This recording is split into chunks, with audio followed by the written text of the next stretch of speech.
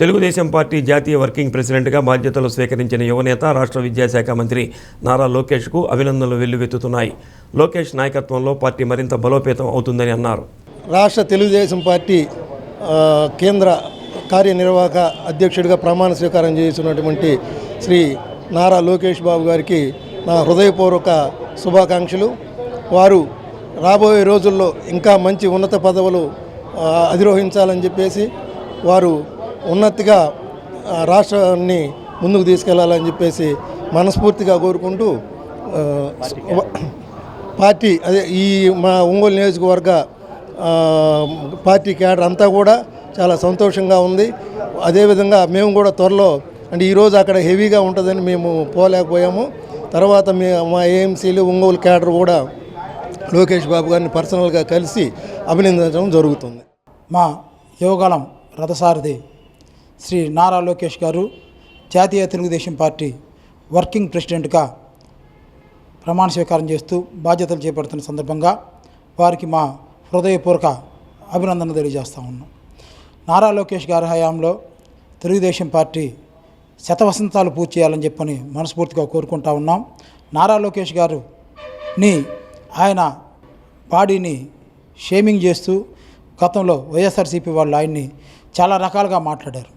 ఈ రోజున ఆయన ఒక తురుపు మొక్కలాగా తయారయ్యి, ఈ రోజున నారా లోకేష్ గారి పేరంటేనే ప్రతిపక్ష పార్టీలు భయపడే స్థితికి వచ్చాడంటే ఆయనలో పట్టుదల, అకుంఠిత దీక్షకి ఇంతకన్నా మించిన తార్కాణం లేదు.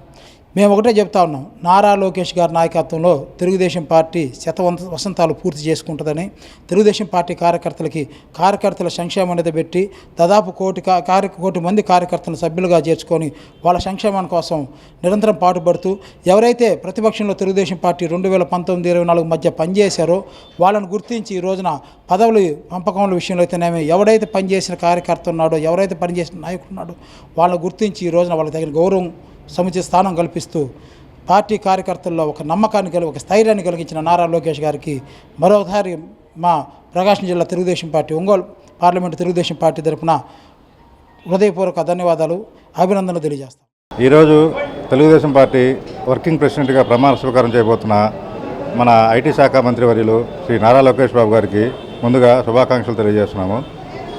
లోకేష్ గారు అధికారంలోకి రావడానికి యువకాలంలో భాగంగా వేల కిలోమీటర్లు రాష్ట్రంలో తిరిగి ప్రజల సమస్యలు తెలుసుకొని, అవన్నీ మేము అధికారంలోకి రాగానే సమస్యలు తీరుస్తామని చెప్పి అధికారంలోకి వచ్చిన తర్వాత ఆయన ఐటీ శాఖ మంత్రి వర్యులుగా అయిన తర్వాత రాష్ట్రానికి ఎన్నో పరిశ్రమలు తీసుకొచ్చారు.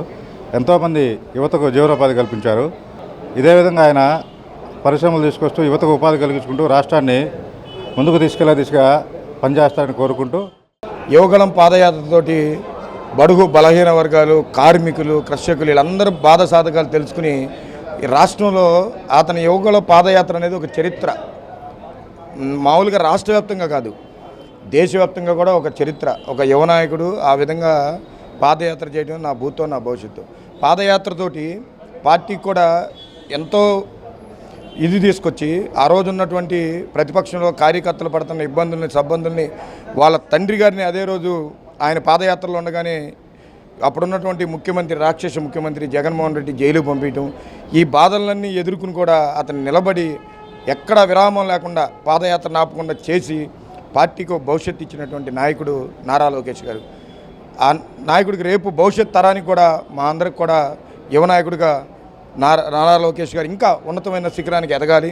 అట్లాగే జాతీయ వర్కింగ్ ప్రెసిడెంట్గా ఉండటం అనేది చాలా శుభ పరిణామం.